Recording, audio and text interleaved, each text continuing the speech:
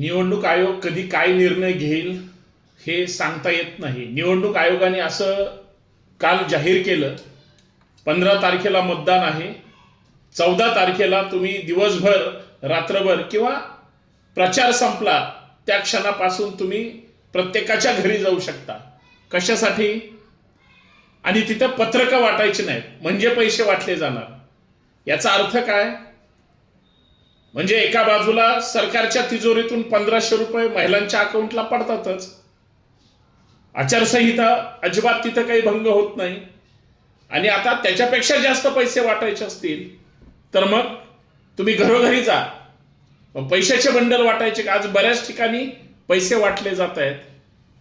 निवडणूक आयोग हे असं का करतंय? कुठल्या लोकशाहीत बसतं?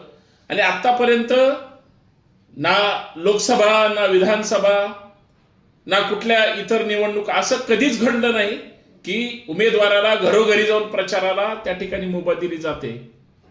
याचा अर्थ असा आहे की निवडणूक हातातून बाहेर निसटती काय याची भीती ज्याला कुणाला आहे त्याच्या बाजूने आयोगाचा हा निर्णय असावा, असं ठामपणे त्या ठिकाणी मला सांगावंच वाटतं.